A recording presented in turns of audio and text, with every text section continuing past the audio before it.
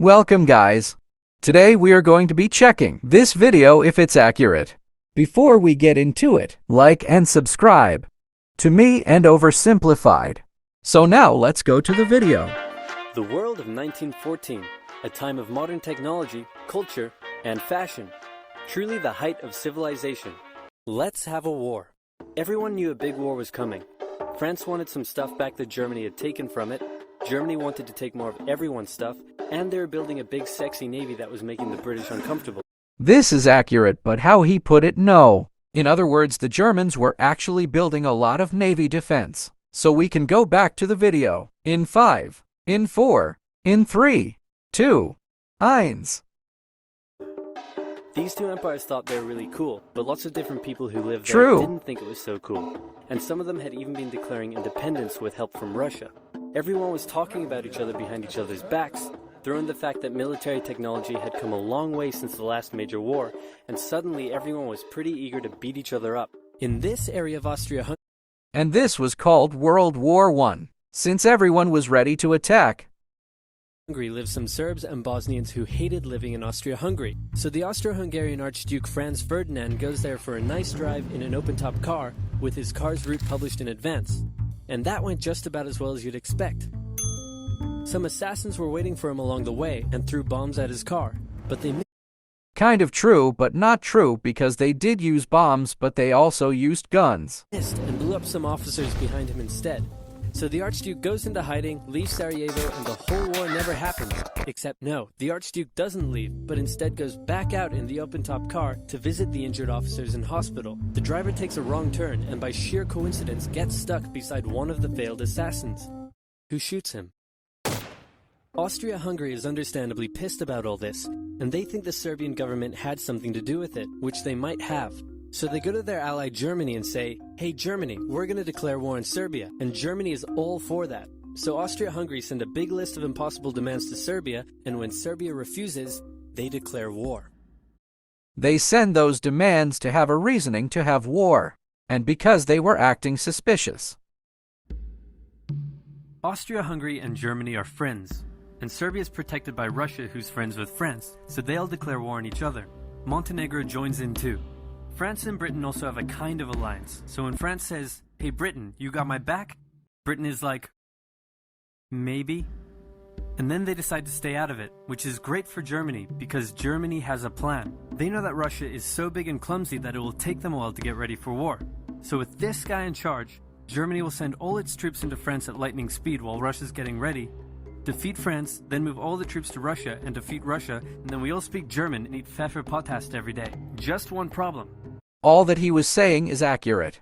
But the Germans thought wrong. It would take them years of practice to go that fast. But they don't have years, they have months. They would have to pray for a miracle like that to could happen. So he is right about what the Germans thought. France has loads of forts and defenses along its German border, and Germany can't waste any time fighting them, so Germany decides to go around them, through Belgium.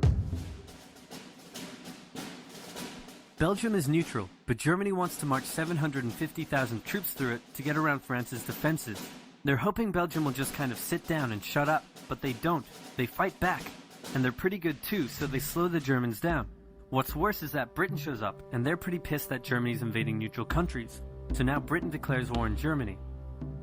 So Germany push on through Belgium and commit some atrocities along the way. They also wear spikes and sometimes skulls on the uniform. So if you're trying to not look like the bad guys, good job. The Allies have a propaganda extravaganza, and this starts having an influence around the world, notably in America. America wanted to help France and the British lines. So the USA became allies with France and Great Britain. So that's why the United States are friends with France and Great Britain today. US President Woodrow Wilson sees himself as a bit of a Jesus figure and spends most of the war trying to get everyone to just hug it out. But there's also a large population of ethnic Germans living in the United States, and when the war first broke out, they were like, "Yay, Germany!" But now that they're committing atrocities in Belgium, they're less enthusiastic. Let's play Spot the French Soldier.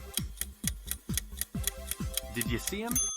Easy, right? He's wearing a bright blue uniform with red trousers. And do you know who else spotted him easily too? The Germans. So when the French were slowly marching in columns through the countryside, the Germans easily tore them to shreds with their giant guns. All the nations involved in this war went in with an old-school war mentality, And all of them had to update their uniforms and tactics a lot during the Great War. Because this war was going to be like nothing anyone had ever seen before. Russia's ready for war, and way earlier than expected. Hey Austria-Hungary, can you get on top of that? Oh yeah, sure, we've got this. Nope. So Germany has to send some troops back to the east to defend against the Russians. The chief of staff of the Austro-Hungarian army is this guy, and although he is handsome, he turns out not to be the best military strategist. Austria-Hungary constantly ignores Germany's advice, and then comes running back to Germany whenever they get in trouble. Austria-Hungary even gets its ass kicked by tiny Serbia, who repels all their invasion attempts at the start of the war. It's better news for Germany in the north though, where they almost completely wipe out the Russian Second Army. Back on the Western Front, the Germans continue advancing and are in sight of Paris. At this point, anyone would be forgiven for thinking the Germans were going to get that quick victory after all, but then things start to go wrong. The French commander-in-chief knew something had to be done, and he ordered his armies to stop retreating. In the resulting battle, a gap opened up in the German lines. If a gap opens up, the enemy can use it to flank you from the side and behind, so the German armies have to retreat. The Allies launch a counterattack, so the Germans dig into defensive positions. The Allies do the same.